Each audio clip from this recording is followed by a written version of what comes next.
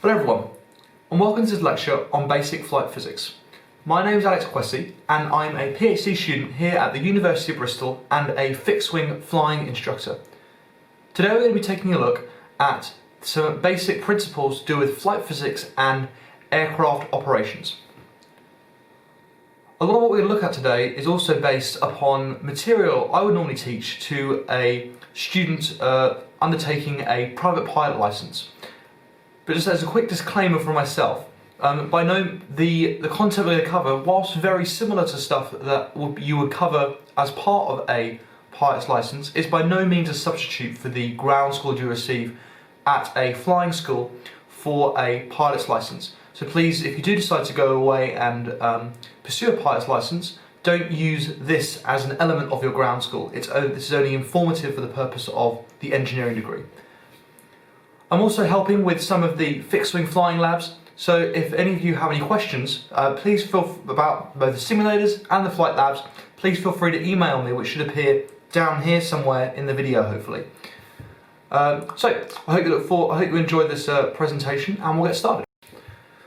Okay, to start, let's take a look at the aircraft's primary flying controls.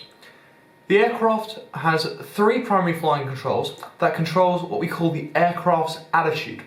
Formally put, that means that the attitude is the orientation of the aircraft, or the aircraft's body axis, relative to the horizon.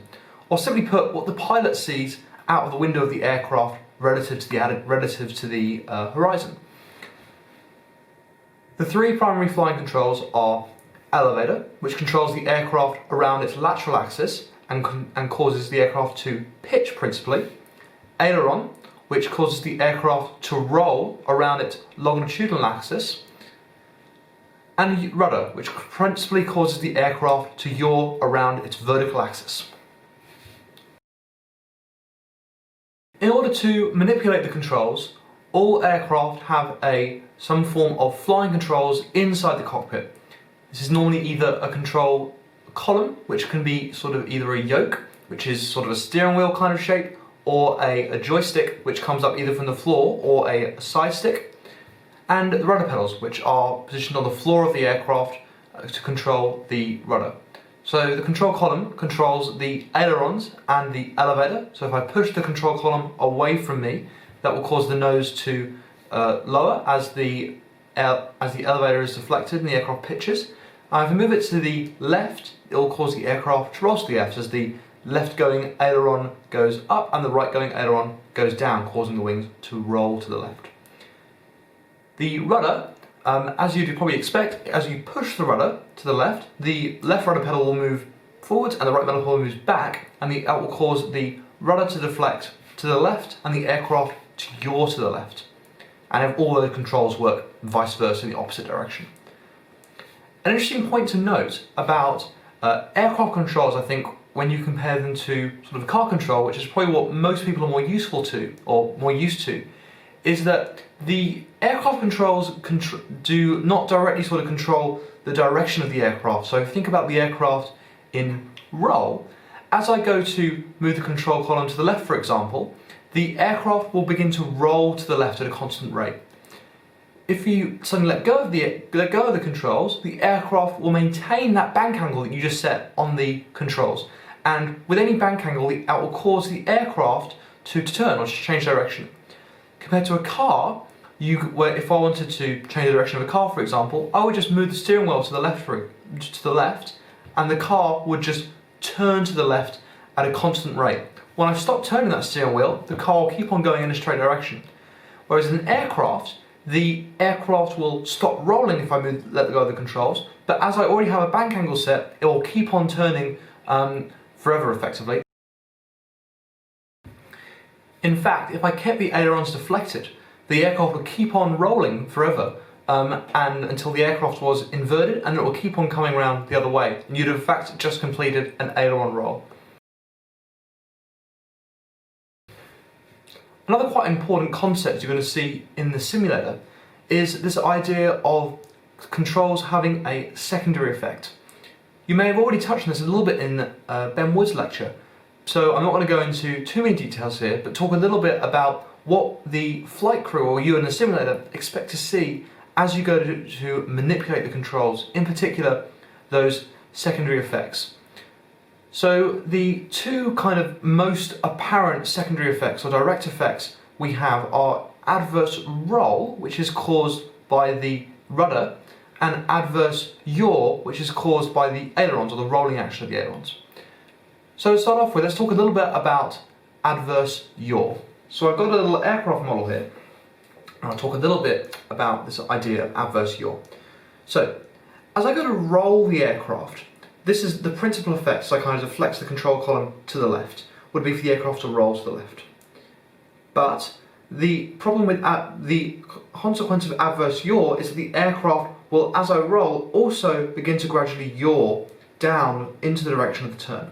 So if you're sitting in the flight deck, as you can imagine, you're going to see the aircraft roll as the attitude changes, but then also see the nose slide down through the horizon, and you can expect to see that. Then, if we keep on continuing this, the aircraft will roll and yaw, and eventually begin to pitch as well into this, what we call a spiral descent, which is effectively a high-speed loss of control. The other one we think about is the idea of adverse roll.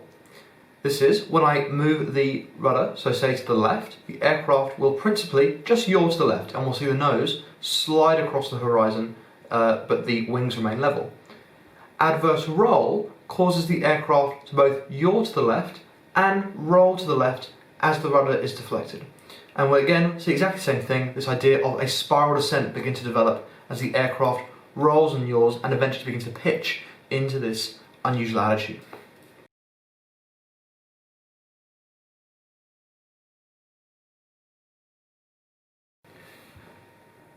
You may also find it quite useful when you're in the simulator to consider the effects of the aircraft's various configurations on the effectiveness of the controls.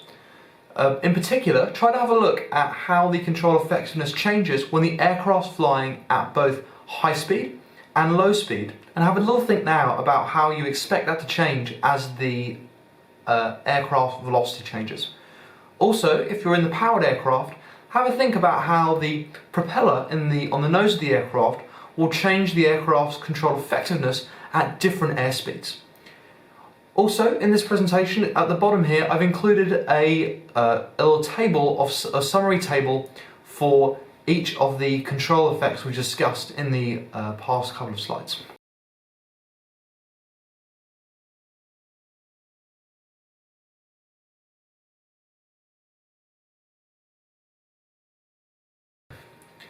A significant portion of any flight is spent in straight and level flight. This is where the aircraft is flying along at a constant airspeed, but it's not climbing or descending or changing in direction or moving effectively left to right. So all velocities of the aircraft are zero apart from the aircraft's forward velocity. In order to maintain straight and level flight, all forces and moment acting upon the aircraft have to be balanced, both in the vertical axis and the longitudinal axis. Considering the forces acting on the aircraft, in the vertical initially, we have lift acting from the aircraft's centre of lift. On a regular aerofoil, this would normally be sort of a quarter chord, but it depends on the specifics of the aircraft, and the weight which acts from the aircraft's centre of gravity. The aircraft also has to have forces in balance along the longitudinal plane. For a powered aircraft, this will be the thrust produced by the engine and the drag produced by the airframe itself and the aircraft lifting surfaces. Have a think now about whether or not a glider can ever maintain straight, level, imbalanced flight.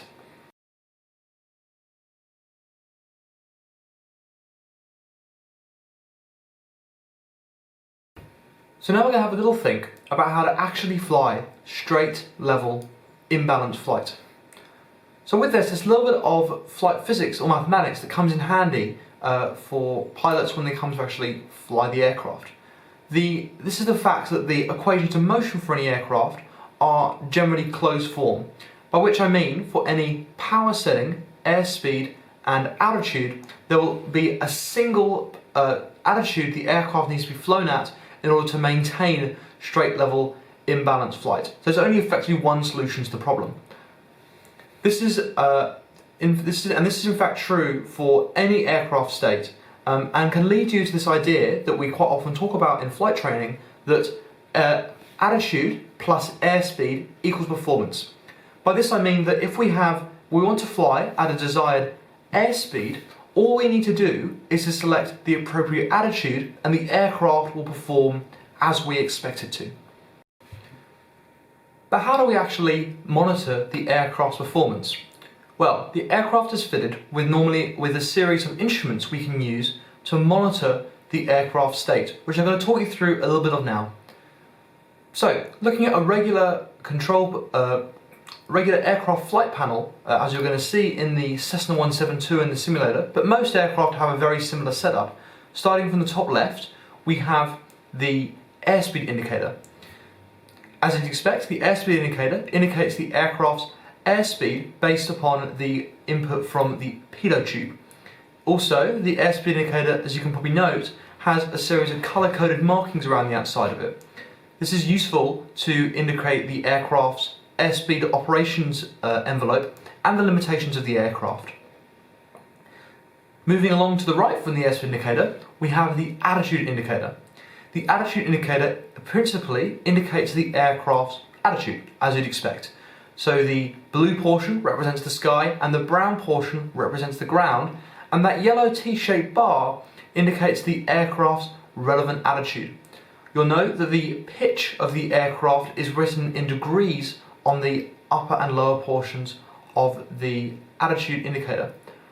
For our kinds of flying though, we're not going to be using the attitude indicator very much, because we have quite a much better substitute for the attitude indicator, which is the view out the window. It's a much larger and spanning attitude indicator, and it's also more sensitive to our regular eyes to being able to fly the aircraft. Also on the attitude indicator, note we have a bank angle indicator on the very upper portion with a yellow pointer. On that part of the instrument, the longer white lines are incremented in 30 degrees angles of bank, and the smaller increments indicate 10 degrees. So working our way along, the first 30 degrees is the first single white line, and then we have a 45 degree marker as the point dot, a 60 degree marker, and then a 90 degree marker. Most normal turns in an aircraft will be flown at 30 degrees, but this of course depends on the aircraft you're flying. We then also have the altimeter. The altimeter, as you probably expect, indicates the aircraft's altitude. That is, the height above a specific barometric pressure datum, because the altitude uses the static pressure of the aircraft's environment, or the atmosphere. You can probably notice there's a little subscale setting, or a little window you can turn on the aircraft on the altimeter. This is normally turned to a pressure setting for the day, and there's typically two kind of pressure settings I'm going to talk about, which both indicate quite specific different things when we're talking about flying. The first is the idea of altitude.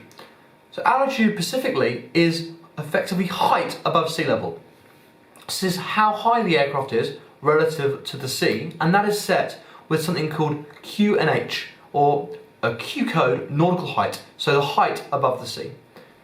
Another setting we might have is something called QFE, which is Q code field elevation. If we set the altimeter to this subscale setting, the altimeter will now specifically indicate height, or height above the specific datum we've set, which is going to be the field elevation. So, for normal operations, we would set QFE when we're operating near an airfield to indicate the height above the runway, so the altimeter would indicate 0 when we're on the runway. And when we're out in the local area or cruising around, we'd set QNH because we want to know the aircraft's altitude relative to the ground terrain, but the terrain might be constantly moving underneath us, so it wouldn't work if we kept setting the altimeter to a nearby datum. We will always set it to the QNH, the relative pressure datum for the sea. Then coming down to the bottom left, we have something called, we have two instruments in one really, the turn coordinator, which indicates the aircraft's rate of turn, and the balance ball, which indicates the aircraft's balance, or how much the aircraft is flying out of yaw. So by that I mean if the aircraft is, I'll get my model out again.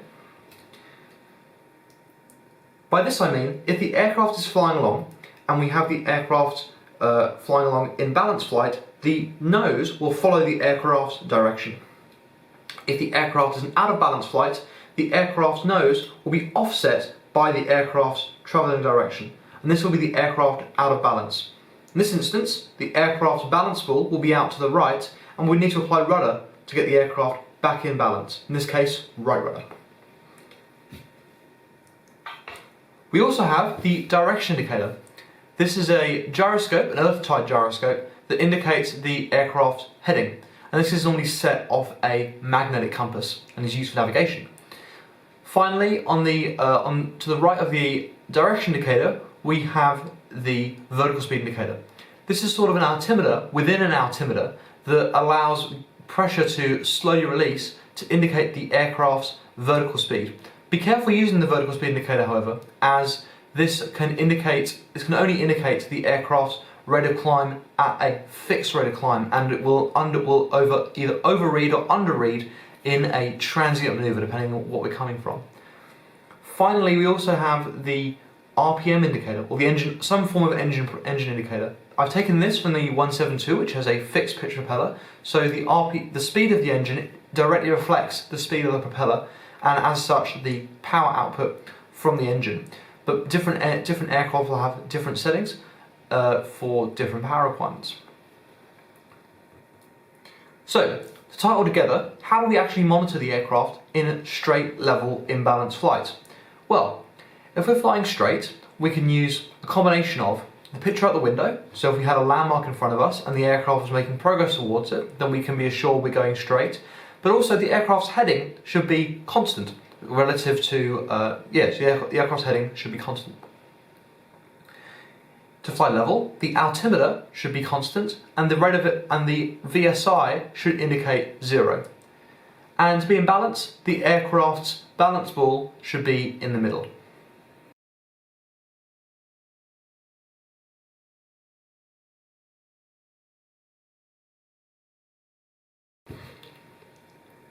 In order to maintain level flight, the aircraft is fitted with a trim tab nearly always on the elevator to control the aircraft trim in pitch, and sometimes also a trim tab on the rudder to control the aircraft trim in yaw.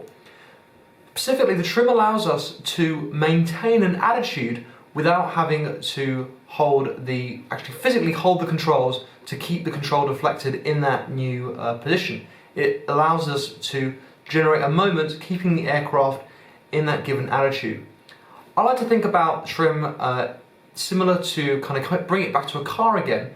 If you've ever driven a car along a motorway, or sort of an older car, quite fast, you'll notice that the car might begin to yaw off to the left or to the right, because the steering isn't quite aligned correctly.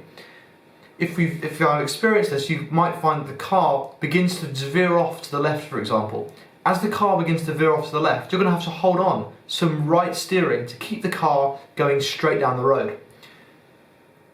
The trim is a bit like if I had kind of a separate wheel, I could turn and just reset that wheel slightly to the right, and then it will just maintain that new driving position. Aircraft trim, we maintain it for that new given attitude.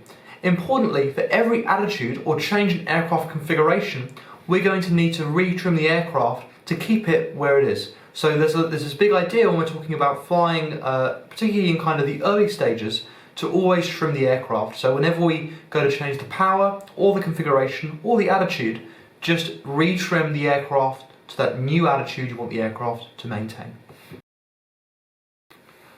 Also, just at the bottom of the slide here, you'll see I've included a little summary of the procedures we discussed here that are required in order to maintain straight, level, and imbalanced flight that can be used as a work cycle in the simulator.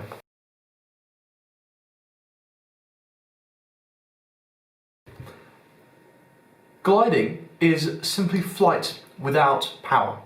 So some aircraft are specifically designed to fly without a power plant. They don't have a power plant. These aircraft are, as you can probably guess, called gliders. Any aircraft, however, can glide in varying degrees of effectiveness. Consider the forces acting on an aircraft in a glide. if we resolve the forces around the aircraft's vertical and longitudinal body axis, we have weight multiplied by the sine of the aircraft's pitch angle is going to be equal to the drag, and the weight multiplied by the cosine of the pitch angle is going to be equal to the aircraft's lift. Okay, so using these two equations that we just worked out, we can find an expression for the aircraft's rate of descent, or Vy. I'll leave the derivation of that expression for you to do in your own time. Importantly though, let's have a look at some of the components that make up that final expression of Vy. Note that we have the idea of aircraft weight as being a driving factor. So the aircraft is lighter, then we expect the rate of descent to be lower, so the aircraft will descend slower. If the aircraft's lift-to-drag ratio is greater, this will also decrease the aircraft's rate of descent, which makes sense, right? If we have a wing that produces more lift and less drag, then it's going to descend slower, it's going to be more efficient, so it'll lose less energy. Also, increasing the wing area will decrease the rate of descent. And by looking at this equation, you can get a rough idea about why gliders are potentially built the way they are, and why some fighter aircraft are built the way they are, or aircraft with potentially poor lift-drag ratio but a lot of thrust available.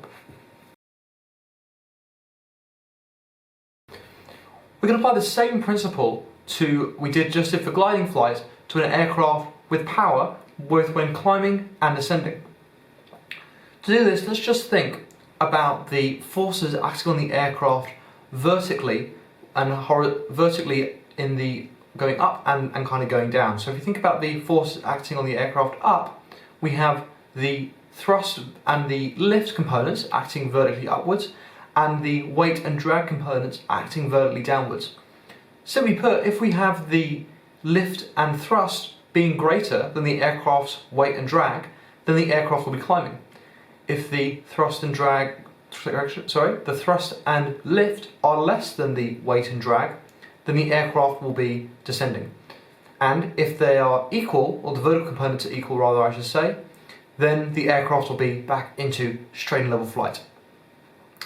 Note though how the aircraft's attitude, particularly in the diagram I've got in the bottom right here, isn't always dependent upon the aircraft's direction of flight. So the aircraft may have a slightly nose-up attitude, but also be descending.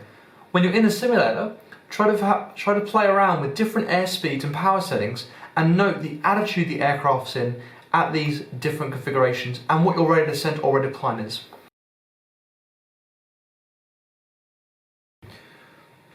Stalling is quite a common contributing factor to aircraft loss of control accidents and eventual collision with terrain. The airfoil that the wing is made up of is designed to produce lift linearly up to a point called the critical angle of attack.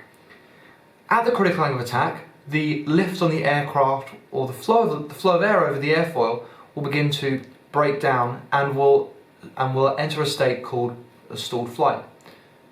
Past this point, as we approach critical angle of attack, the coefficient of lift acting on the wing will begin to stagnate, and then past critical angle of attack, it will begin to decrease.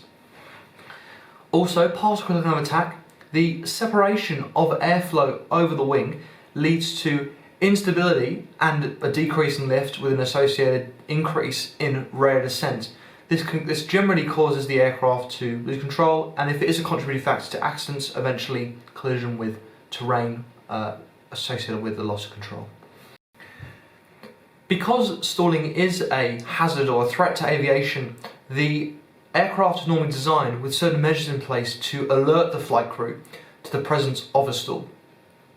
These can include a fundamental design to the wing that forces the wing to actually create a buffeting motion, so a light buffet as we begin to approach the stall, and a heavy buffet post-stall to let the flight crew know that the wing is stalled. The aircraft may also be fitted with a stall warning device, so this might be a stall horn, which includes a metal tab fixed into the leading edge of the nose, of the wing, and then as the airflow begins to recirculate as we approach the stall, this will cause the tab to deflect upwards and cause a squat switch to be closed, which engages a horn in the flight deck, which alerts the crew to the sound of the aircraft stalling, and also illuminate a light on the flight deck itself to let them know. Some aircraft are even fitted with an angle of attack indicator. This indicates the aircraft's directly indicates the aircraft's angle of attack, and will have some form of colour code system to alert the flight crew that at what point of flight they're currently in and if they are close to stall.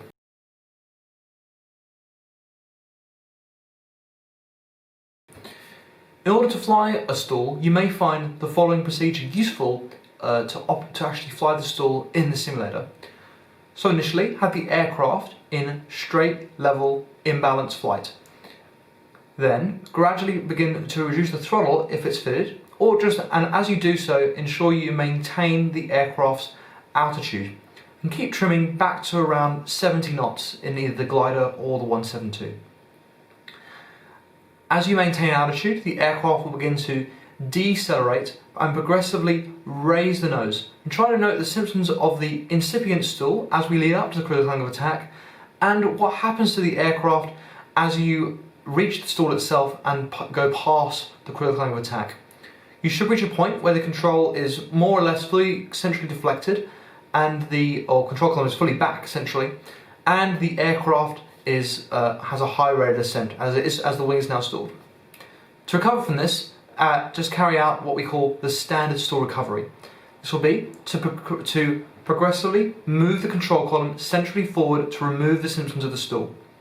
Once the symptoms of the stall are removed, progressively apply full power if it's fitted and prevent any yaw due to the propeller with rudder.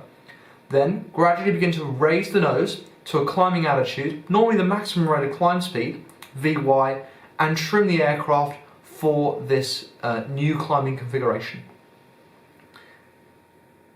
You might also find it useful to fly the same manoeuvre at different G loads rather than +1 G to have a look at the aircraft's effective stall speed. Have a think now about what different Gs are going to do to the aircraft's stall speed. Also, to actually fly this in the simulator, you may find it useful to either initiate the manoeuvre from the vertical in a pull-up, so effectively pull the aircraft up at a given G load, and then note the stall by abruptly pulling back on the controls at a low speed. Or, if you want to do something at low G, you may find it useful to fly a 1G pull-up loop, because at the inverted stage, you'll find the aircraft is at effectively 0G. At that point, just try pulling back on the control with maximum deflection and see what happens to the aircraft's stall speed, or if the aircraft stalls at all. The end of most good flights ends with landing at an airfield. I'm now going to explain the first part of a normal landing procedure, which is the final approach. It's initiated from the point where the aircraft is lined up with the runway at altitude, normally about 3 miles out. To fly a final approach requires a balance between controlling the aircraft's rate of descent and airspeed in order to maintain a predefined glide slope. Normally this would be something around about 3 degrees we would aim for. In order to actually fly this approach, I like to use a work cycle called the 4 A's. This is initially using I work through this work cycle the whole time as I'm flying the final approach. So, to start off with, we have this idea of attitude.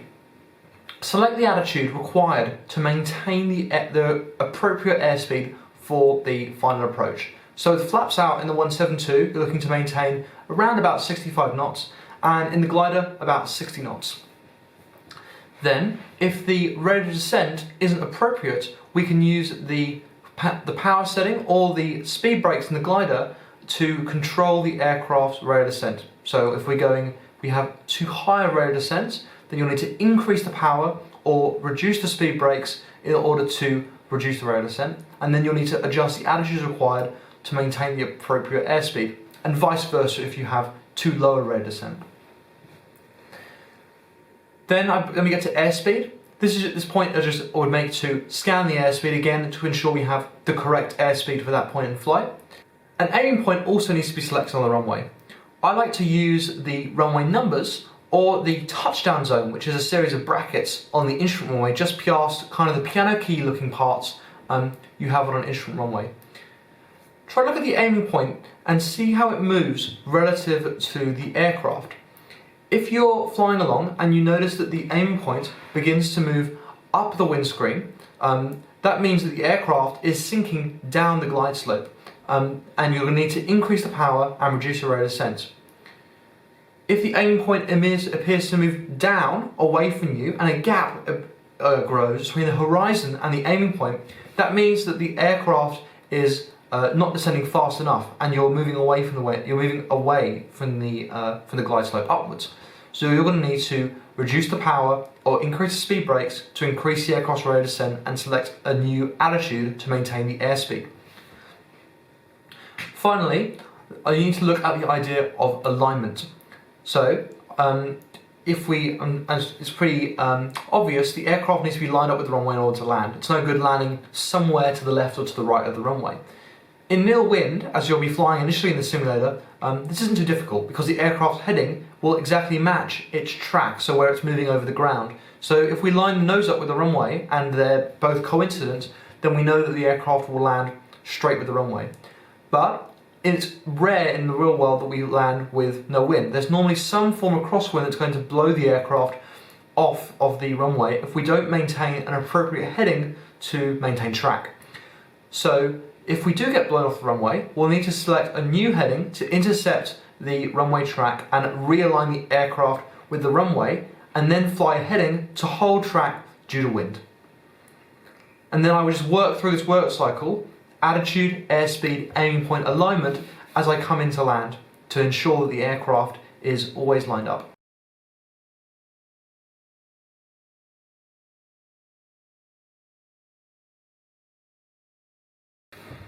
Okay, so once we completed the final approach stage and we are close to the runway, keep that 4-way work cycle going all the way down to the ground until you reach about 20 feet off the ground.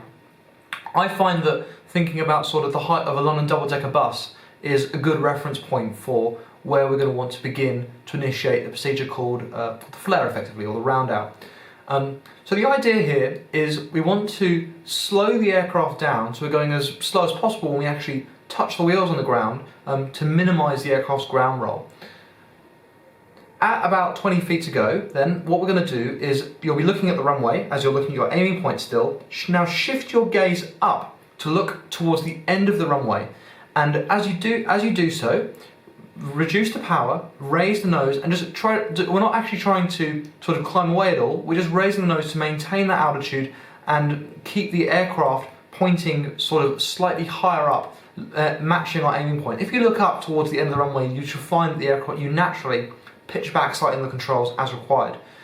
By doing this, you're also raising the nose up so that the aircraft's rear main gear touches down before the nose gear, which is the main load bearing gear.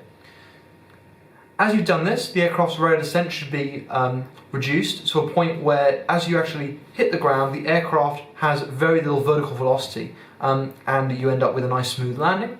Then, as you touch down, keep that control column held back, because you don't want to inadvertently let go of it and put unnecessary weight on the nose gear and give the passengers a bit of a shock. So keep that control column back, the aircraft will gradually decelerate and the nose will come down as the lift force reduces. As that happens, but gradually begin to apply the brakes and keep the aircraft central on the runway using the rudder pedals. As you do that, you can gradually decelerate the aircraft, and then you can bring it to a stop on the runway if you want to in the simulator. In the real world, we'll be looking to find a holding point, so somewhere left and right of the runway, to evacuate the runway from, so that if there's someone else wanting to take off or to land, they can do so without us being on the runway.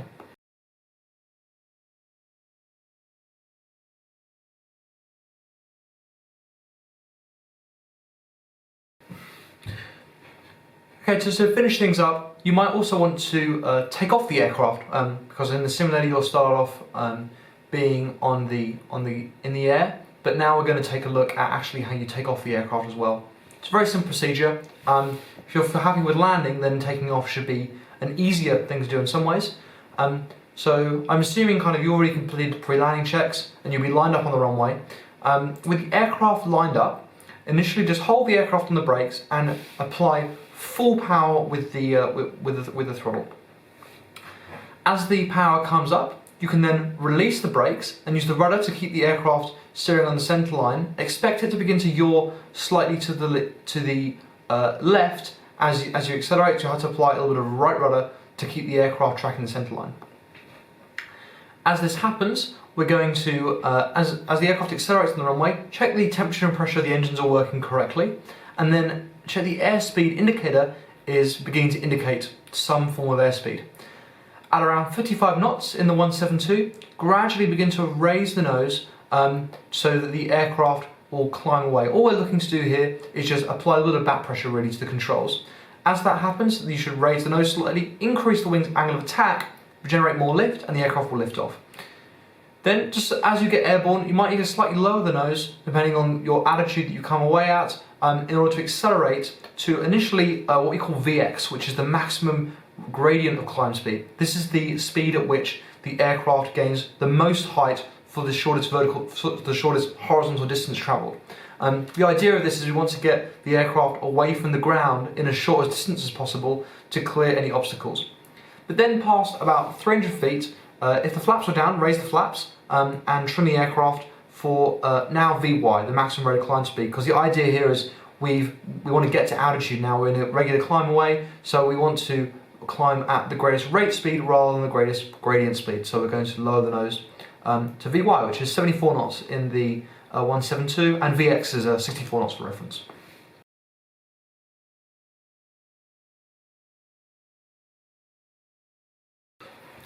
I've also included in here a slide just with a standard circuit brief I might use in a PPL class. This is a circuit. It's just an efficient way of taking off and landing around an airfield, and is a useful way to practice taking off and landing. So if you want to in the simulator, you can also, and you have the time to, you can practice taking off and landing. And in this, you'll probably practice a lot of the things that we talked about in the previous part of this presentation, hopefully without stalling, but we'll see how you do, I guess.